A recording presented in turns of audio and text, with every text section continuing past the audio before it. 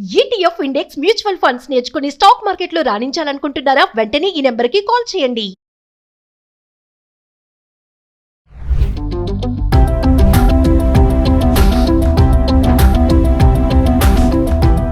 నమస్తే, welcome back to Suman. ప్రస్తుతం మనతో పాటు ఉన్నారు TEDx speaker, legendary award winner in real estate, business analyst doctor Nandi Rameshwar Rao గారు. సార్తో మాట్లాడదాం. నమస్తే సార్. నమస్తే అమ్మ. 28 years ఆఫ్ ఏజ్లో ఒక హౌస్ కొనుక్కోవాలి అంటే ఆ స్ట్రాటజీ కానీ ఆ ప్లానింగ్ కానీ ఎలా ఉండాలంటారు? ఫస్ట్ టైం హౌస్ కొనాలి అంటే మీరు చెప్పే టిప్స్ ఎలా ఉంటాయి? మోర్ దెన్ ఏజ్ అనేది ఒక ఫ్యాక్టర్ అండి. ఏజ్తో పాటు మీ financial stability is very important.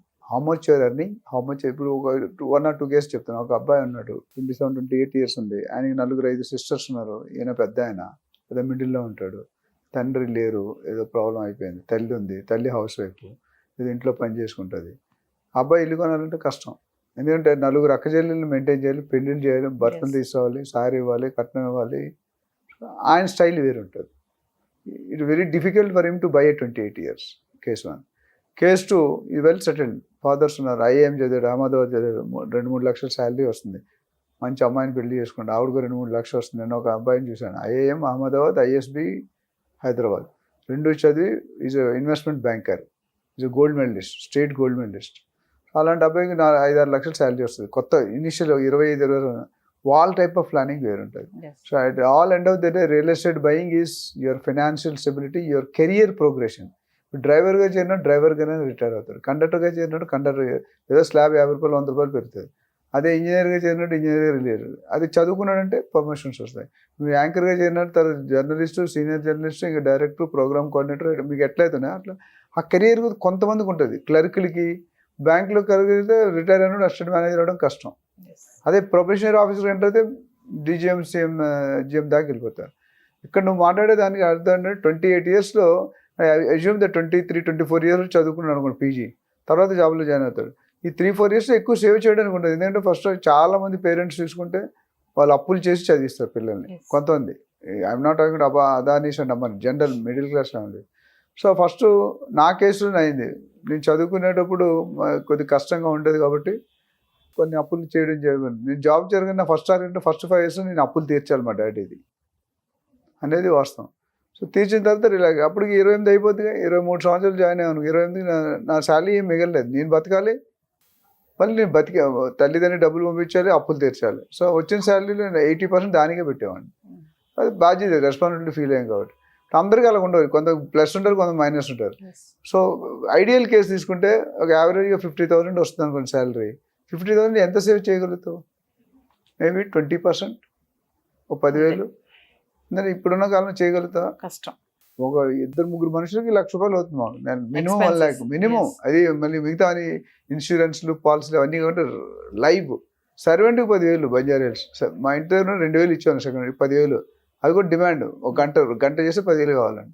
So అలాంటి కేసులో డిఫరెంట్ ఉంటాయి.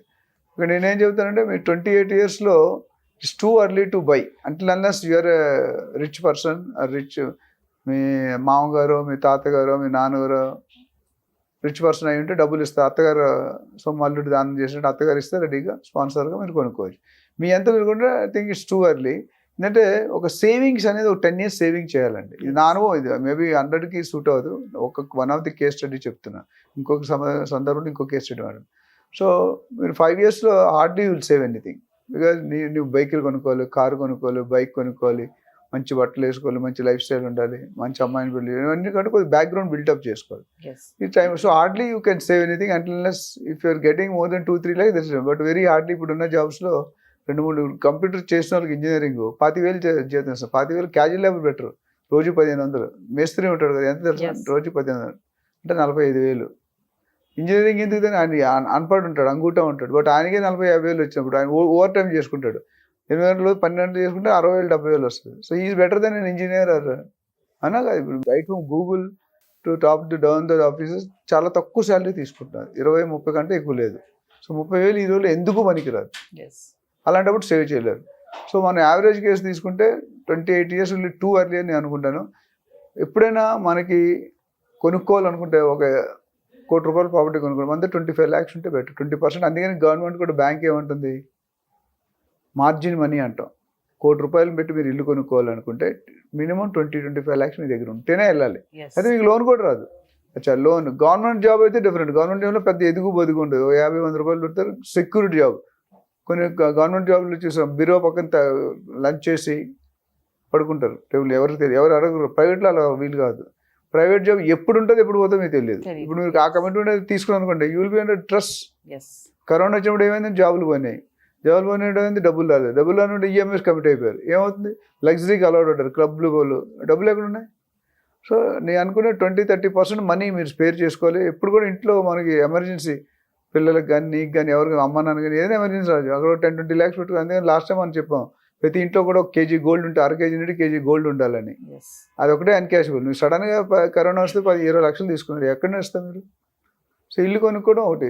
మీకు స్టెబిలిటీ ఉండి డబ్బులు ఉంటే అది different story. Yes. So always take loan తీసుకుంటే 20 సంవత్సరాలు 30 సంవత్సరాల పైనే తీసుకుంటారు. ఇప్పుడు మీరు 28 సంవత్సరాలు తీసుకుంటే మీకు 60 years దాకా వెళ్ళి 30 years లోన్ తీసుకోవచ్చు. అంటే at the age of 28 house plan చేయడం అనేది ఎంతవరకు కరెక్ట్? కరెక్ట్, నాట్ రెండు కరెక్ట్ అని ఎప్పుడంటే it depends upon your financial stability, your career progression. Yes. కొన్ని జాబులు అదిగు బదిగు ఉంటుంది, కొన్ని జాబులు పెరుగుతుంటారు. Corporate companies every 2 years company మారిపోతారు వాళ్ళు, ఎందుకంటే ఇంక్రీజ్ అవుతుంది శాలరీ ఇంక్రీజ్. కొన్ని వాటిలో ఏమన్నారు, ఇప్పుడు గుమస్తాగా పనిచేసిన వాటి ఏం శాలరీ పెరుగుతుంది? చిన్నప్పుడు ₹1000 చేరితే రిటైర్ అయినప్పుడు 10,000 అవడం కష్టం. ఎవ్రీ ఇయర్ ఒక 500-200 పెరుగుతుంది. అలాగే కార్పొరేట్ లెవెల్ ఉన్న బాగా ఎడ్యుకేటెడ్, హైలీ ఎడ్యుకేటెడ్ వేరు, హైలీ అన్ఎడ్యుకేటెడ్ వేరు.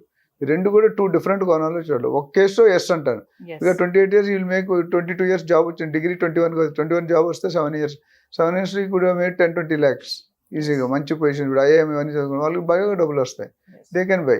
But I'm talking about the other side of the coin, LIG, MIG, HIG and MIG can buy. LIG buying is little tough. So అక్కడ ఉన్న పరిస్థితిలో మనకి family conditions, career position, financial stability, ఎంత save చేయగలుగుతున్నాం, ఎంత save చేయలేకపోతున్నాం, నీకు inventory ఏమైనా ఆస్తులు ఉన్నాయా, రెంటల్ ఇన్కమ్ ఉందా, ఇవన్నీ కూడా మనం CA దగ్గరకు లేదా CFP అంటారు, సర్టిఫికేట్ ఫైనాన్షియల్ ప్లాన్, వాళ్ళ దగ్గరికి వెళ్తే వాళ్ళకి అనాలిసిస్ చెప్తారు, నీకు ఎంత వస్తుంది, ఎంత సేవ్ చేయగలరు, ఎంత సేవ్ చేయాలి. చాలామంది లాస్ట్ ఒక పాయింట్ చెప్పి క్లోజ్ ఉంది, ఏమంటారంటే ఫస్ట్ ఖర్చు పెట్టేస్తారు, మిగిలింది సేవ్ చేస్తారు. That's wrong. నేను చేసిన పని ఏంటంటే ఫస్ట్ సేవ్ చేసిన పక్కన పెట్టి ఉన్న దాంట్లో అడ్జస్ట్ చేసుకోండి. మటన్ లేకపోతే, చికెన్ లేకపోతే డూ విత్ దాల్ రోటీ, లేకపోతే పచ్చడి మెతుకులు తినండి. సేవింగ్ ఈజ్ ఎ మస్ట్, లేకపోతే యూ విల్ బికమ్ షేవింగ్ వేరు, సేవింగ్ వేరు. సేవింగ్ అంటే పోవడం. ఆ రెండు చూసుకుని చాలామంది ఒక పోయేదంటే కొన్ని కమ్యూనిటీలు ఉన్నాయి, నెక్స్ట్ మంత్ వాళ్ళ బ్రదర్ 10 లక్షలు పంపిస్తారు దుబాయ్ నుండి, 20 లక్షలు ఖర్చు పెట్టుకుని కూర్చుంటాడు, ఆ బ్రదర్ పంపిడు, ఈడేమవుతాడు, డిప్రెషన్లోకి వెళ్ళిపోతాడు, మెంటల్ టార్చర్. ఎవడైనా మగవాళ్ళు ఆడవాళ్ళు సంపాదన పెడితే వాళ్ళకి వాల్యూ ఉండదు, ఇంట్లో వాల్యూ ఉండదు, అత్తగారి దగ్గర వాల్యూ ఉండదు, ఫ్యామిలీలో ఏడు తిరుగుతున్నట్టు భార్య సంపాదన. అదే భార్య కంటే ఎక్కువ సంపాదిస్తే ఇట్స్ డిఫరెంట్ స్టోరీ. సో ఎవరైతే women can depend on husband, but husband can not depend on women. ఇవన్నీ కేసులు చూసుకొని మనకి ఎవరికైనా ఇంట్రెస్ట్ ఉంటే మనం దగ్గరికి వస్తే ఆ పారామీటర్స్, డాక్టర్ దగ్గరికి వెళ్తే కేస్ స్టడీ ఎలా చేస్తాడు, మొత్తం అడుగుతాడు, ఏం తిన్నావు, ఏం చేసావు, ఎలా ఉంది, ఎన్ని రోజులు వచ్చింది అని చెప్పి టెస్ట్ చేసి మందులు ఇస్తారు. ఇక్కడ కూడా మన ఇండివిజువల్ బ్యాక్గ్రౌండ్ బట్టి you should take a decision.